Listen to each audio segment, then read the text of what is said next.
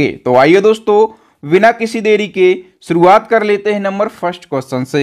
First question है, केंद्रीय वित्तीय बजट संसद में किसके द्वारा पेश किया जाता है? तो बजट जो है ये संसद में वित्त मंत्री जी के द्वारा पेश किया जाता है। सी ऑप्शन करेक्ट हो जाएगा। नंबर सेकंड क्वेश्चन है, केंद्रीय बजट 2023-24 संसद में किसके द्वारा पेश किया गया?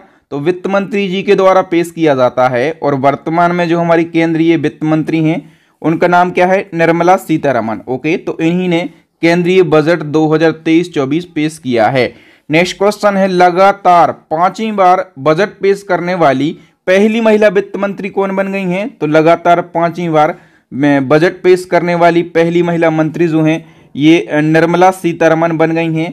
बी ऑप्शन हमारा करेक्ट आंसर हो जाएगा। और जो निर्मला सीतारमण है इन्होंने पहला बजट कब पेश किया था? तो 2014 में इन्होंने पहला बजट पेश किया था और 23-24 में इन्होंने अपना 5वां बजट पेश किया है। और हम बात करें कि मोदी सरकार का इन्होंने कौन सा बजट पेश किया है? तो मोदी सरकार का इन्होंने 11वां बजट पेश किया है। नेक्स्ट क्वेश्चन है, किस महिला प्रधानमंत्री ने संसद में पहली बार बजट पेश किया था? तो संसद में पहली बार बजट पेश किया था इंदिरा गांधी ने। ठीक है, सी ऑप्शन करेक्ट हो जाएगा। और कब इन्होंने बजट पेश किया था? तो 1970 में। और ये उस टाइम कौन थी? तो उस टाइम ये प्रधानमंत्री थी और वित्त मंत्री का इनके पास में अतिरिक्त प्रभार था। नेक्स्ट क्वेश्चन है, बजट पेश करने वाली पहली महिला कौन थी? बजट पेश करने वाली पहली महिला पूछा जाए तो वो भी कौन थी? इंदिरा गांधी थी। सी ऑप्शन करेक्ट हो जाएगा। मैंने आपको बताया कि जब इन्होंने 1970 में बजट पेश किया था तब ये कौन थी? तब ये प्राइम मिनिस्टर थी और इनके पास में फाइनेंस मिनिस्टर का एडिशनल चार्ज था। यानी कि ये फुल्ली फाइनेंस मिनिस्टर नहीं थी, पूर्णकालिक वित्त मंत्री नहीं थी, ये पीएम थी और फाइनेंस मिनिस्टर का एडिशनल चार्ज रहते हुए इन्होंने बजट पेश किया है। सी ऑप्शन करेक्ट हो जाएगा। अब आपसे पूछा जाएगा कि केंद्रीय बजट पेश करने वाली पहली महिला पूर्णकालिक वित्त मंत्री कौन बनी है? तो पहली महिला पूर्णकालिक वित्त मंत्री जो हैं ये निर्मला सीतारमण बनी। और निर्मला सीतारमण ने अपना पहला बजट कब पेश किया? 2014 में पेश किया। नेक्स्ट क्वेश्चन, सर्वाधिक बार बजट पेश करने वाली महिला वित्त मंत्री कौन बन गई हैं? तो सबसे ज्यादा बार बजट पेश करने वाली जो महिला वित्त मंत्री हैं ये निर्मला सीतारमण बन गई हैं। इन्होंने अब तक टोटल 5 बार बजट पेश किया। नेक्स्ट क्वेश्चन है, सर्वाधिक बार यानी कि 10 बार बजट पेश करने वाले वित्त मंत्री कौन हैं जिन्होंने सबसे ज्यादा बजट पेश किया है? उनका नाम है Morarji Desai. D option correct हो जाएगा। ठीक है, इन्होंने कितने बार बजट पेश किया है? 10 बार।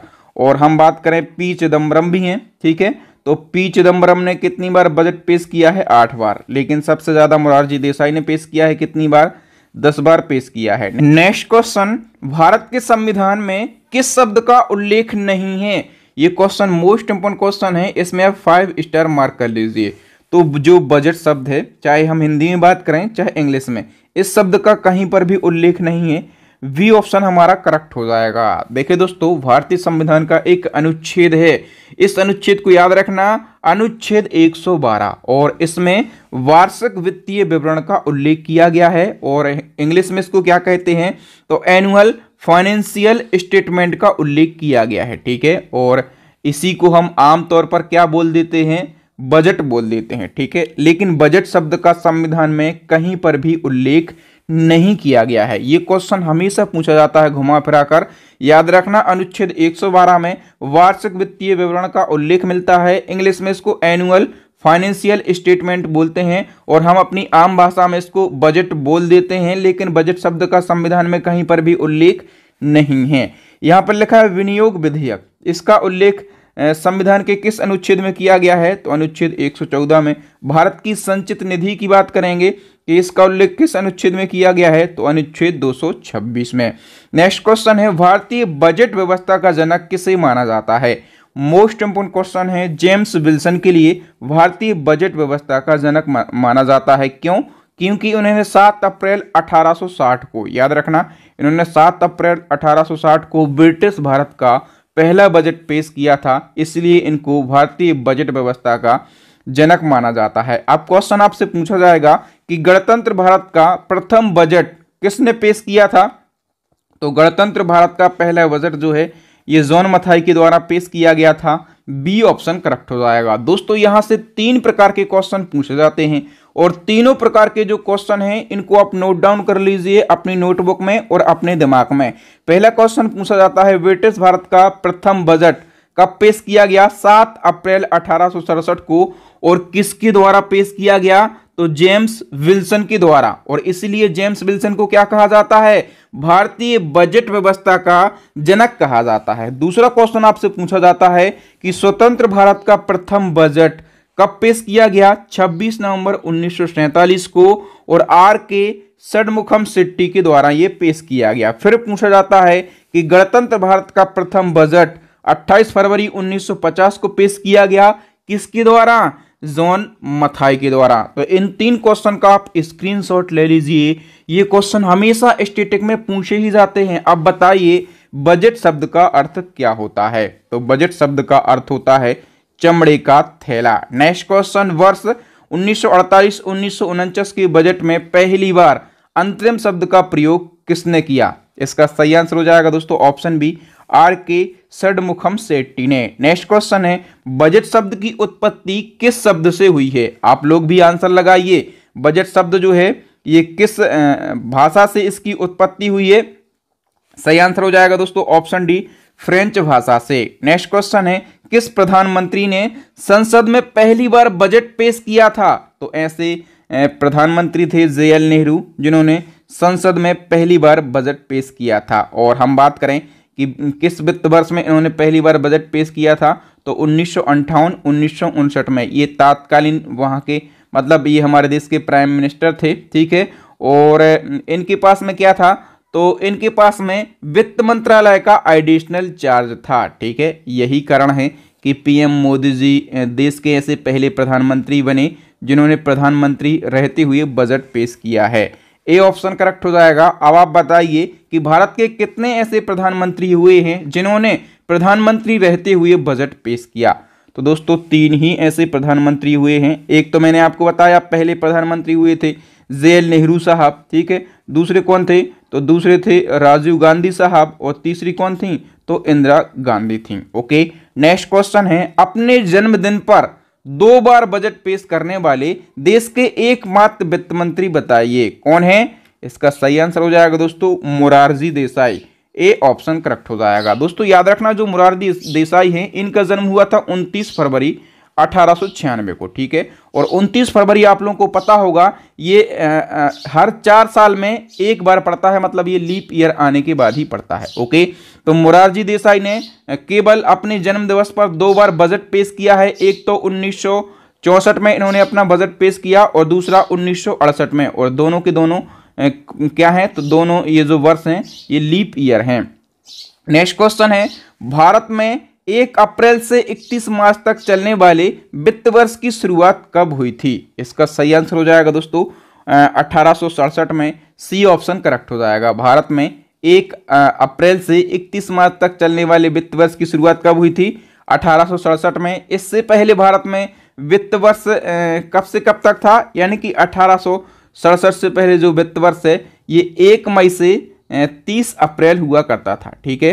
फिर 1867 से 1 अप्रैल से 31 मार्च हो गया। नेक्स्ट क्वेश्चन है साल 2017 से पहले बजट कब पेश किया जाता था? तो साल 2017 से पहले जो बजट है ये फरवरी के आखिरी कामकाज दिनों में पेश किया जाता था। ए ऑप्शन करेक्ट हो जाएगा। फिर क्या हुआ? साल 2017 से ये फरवरी के शुरुआती कामकाज दिनों में, यानी कि फरवरी माह का जो पहला कामकाज दिन होगा, यदि 1 तारीख को संडे है तो फिर बजट पेश नहीं किया जाएगा क्योंकि ये कामकाजी दिन नहीं है।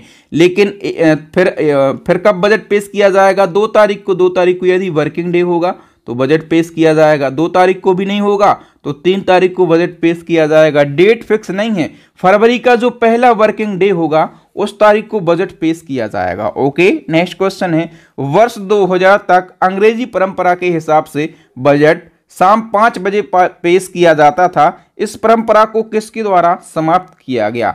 शाम 5 बजे बजट पेश किया जाता था। इस परंपरा को समाप्त किया है अटल बिहारी वाजपेयी ने। बी ऑप्शन करेक्ट हो जाएगा, ठीक है। जो शाम को 5 बजे बजट पेश करने की परंपरा है, ये अंग्रेजी काल से ही चल रही है, 1924 से चल रही थी। फिर क्या हुआ, सन 2001 में अटल बिहारी जी की सरकार आती है, एनडीए की, और इस परंपरा को समाप्त कर दिया जाता है और बजट कब पेश किया जाने लगा है अब, तो संसद में बजट सुबह 11 बजे पेश किया जाने लगा। कब से पेश किया जाने लगा, ये 2001 से। कुछ भी फैक्ट आपके एग्जाम में बन सकता है, और यदि आप फ्री एजुकेशन देख रहे हैं, अपने बहादुर सर से पढ़ रहे हैं, तो मैं गारंटी से बोल सकता हूं कि आपके एग्जाम में कोई भी क्वेश्चन पूछ लिया जाए, जो मैं पढ़ा रहा हूं ना, वहीं से क्वेश्चन आपके एग्जाम में पूछा जाएगा।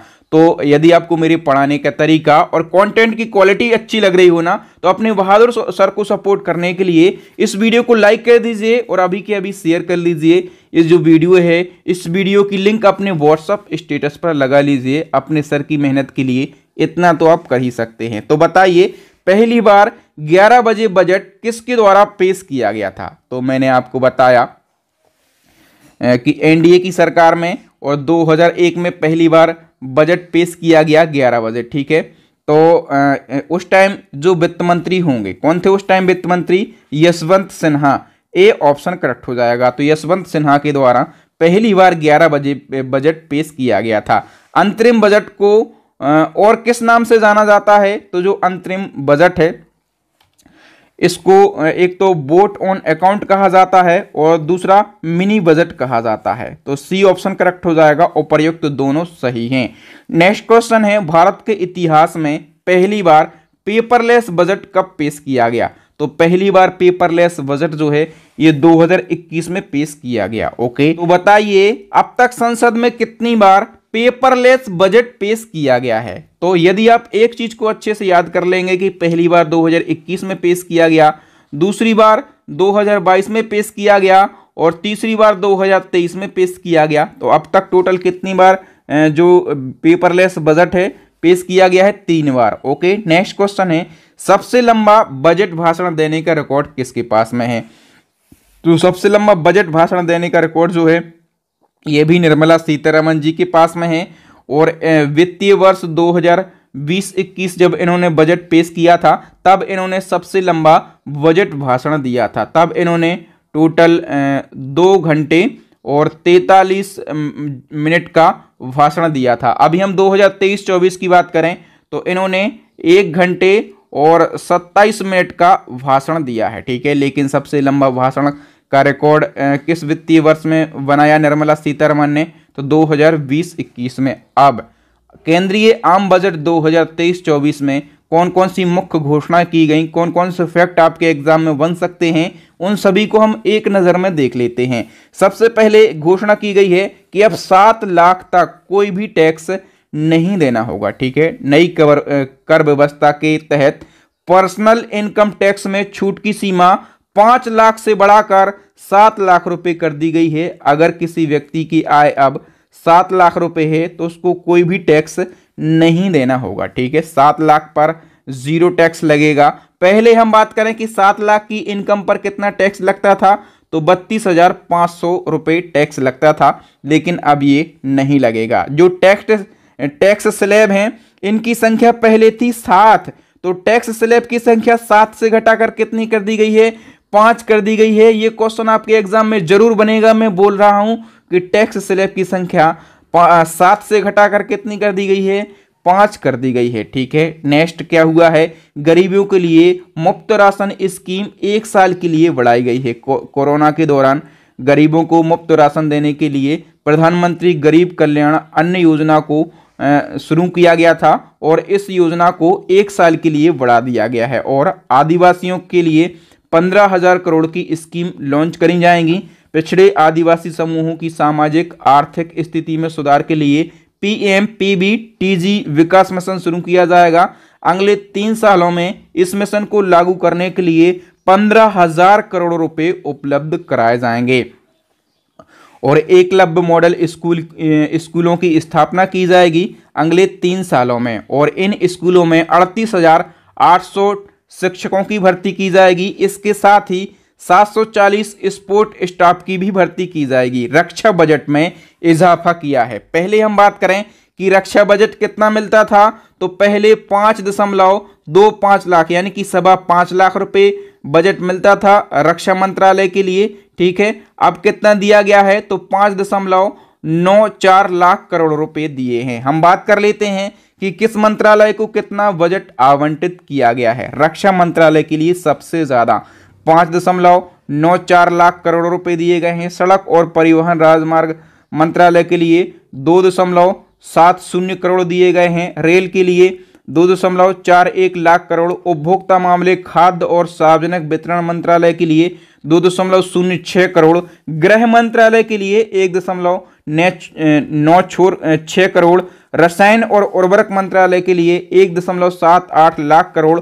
ग्रामीण विकास मंत्रालय के लिए दिए गए हैं 1.80 करोड़। कृषि और किसान कल्याण मंत्रालय के लिए 1.25 करोड़ और संचार मंत्रालय के लिए 1.23 करोड़ रुपए दिए गए हैं। इसका स्क्रीनशॉट ले लीजिए, यहां से भी क्वेश्चन बन सकता है। फिर पीएम आवास योजना के लिए बजट में 66% का इजाफा किया गया है। ठीक है, और इसके साथ ही कुल कितनी रकम आवंटित की गई है तो 79,000 करोड़ रुपए का फंड आवंटित किया गया है पीएम आवास योजना के लिए। ओके, याद रखना इसमें 66% की राशि का इजाफा किया गया है। वित्त मंत्री निर्मला सीतारमण ने ग्रीन ग्रोथ का नारा दिया और कहा है कि बागवानी परियोजनाओं के लिए 2200 करोड़ रुपए की रकम जारी की जाएगी और जिसमें पर्यावरण की रक्षा हो सकेगी।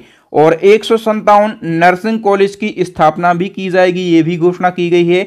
नेशनल चाइल्ड लाइब्रेरी की शुरुआत होगी जिससे छात्रों को डिजिटल लाइब्रेरी के जरिए हिंदी एवं इंग्लिश में बेहतर शिक्षा दी जाएगी। जो पैन कार्ड होता है इसको पहचान पत्र के तौर पर मान्य किया जाएगा, यानी कि अब अभी तक क्या हो रहा है कि पैन कार्ड को एज अ आईडी प्रूफ नहीं माना जाता, लेकिन अब पैन कार्ड को आईडी प्रूफ माना जाएगा। ओके, कृषि ऋण लक्ष्य को बढ़ाकर 20 लाख करोड़ रुपए कर दिया जाएगा जिससे पशुपालन, मत्स्य और डेयरी पर अधिक ध्यान दिया जाएगा और प्राकृतिक खेती पर जोर दिया जाएगा। इसमें अगले 3 सालों में 1 करोड़ किसानों को मदद मुहैया कराई जाएगी ताकि वह प्राकृतिक खेती को अपना सकें और साथ ही 10,000 वायु इनपुट संस्थान केंद्रों की स्थापना करी जाएगी। ऊर्जा सुरक्षा के लिए 35,000 करोड़ एवं नवीनीकरण ऊर्जा के लिए 20,700 करोड़ रुपए का निवेश किया जाएगा। प्रधानमंत्री कौशल विकास योजना 4.0 को लॉन्च किया जाएगा जिसके जरिए 30 स्किल इंडिया इंटरनेशनल सेंटर देश भर में खोले जाएंगे। अब आप लोग कहेंगे कैसे क्वेश्चन पूछे जाते हैं, ये इस प्रकार से क्वेश्चन पूछे जाते हैं कि केंद्रीय बजट 2023-24 के अनुसार कितने स्किल इंडिया सेंटर खोले जाएंगे देश भर में, तो आप कहेंगे 30 स्किल इंडिया सेंटर खोले जाएंगे। ओके, इसी प्रकार के क्वेश्चन पूछे जाते हैं, इसलिए हर एक घोषणा को, हर एक फैक्ट को बहुत ही अच्छे से आप देखते चलिएगा, याद करते चलिएगा और अपनी नोटबुक में नोट डाउन भी करते चलिएगा। नेशनल हाइड्रोजन मिशन के तहत में 5 मीट्रिक मिलियन टन ऊर्जा मुहैया कराने का लक्ष्य रखा गया है। इसके लिए 19,700 करोड़ रुपए भी आवंटित किए गए हैं। 5G सेवाओं के विकास के लिए 1000 लैब की स्थापना की जाएगी और AI के लिए, AI यानी कि आर्टिफिशियल इंटेलिजेंस यानी कि कृत्रिम बुद्धिमत्ता के लिए 3 सेंटर ऑफ एक्सीलेंस की स्थापना करी जाएगी। ये मोस्ट इंपॉर्टेंट है, इसको जरूर याद रखना। नेक्स्ट क्या है कि सिगरेट पर लगने वाली कस्टम ड्यूटी को बढ़ा दिया गया है। ठीक है, ये बहुत ही अच्छा काम किया है। तो सिगरेट के दाम जो हैं इसमें अब बढ़ोतरी होगी। महिलाओं के लिए नई बचत योजना का ऐलान किया गया है जो कि 2 सालों के लिए यानी कि मार्च 2025 तक चलाई जाएगी। वरिष्ठ नागरिक बचत योजना की सीमा को बढ़ाकर 9 लाख रुपए कर दिया गया है। पहले ये सीमा कितनी थी तो 4.5 लाख रुपए थी। नेक्स्ट घोषणा है राजकोषीय घाटा कम करने का लक्ष्य रखा गया है, यानी कि राजकोषीय घाटे को 2025-26 तक जीडीपी में 4.5% तक लाने का लक्ष्य रखा गया है। ठीक है, तो ये प्रमुख घोषणाएं की गई हैं बजट 2023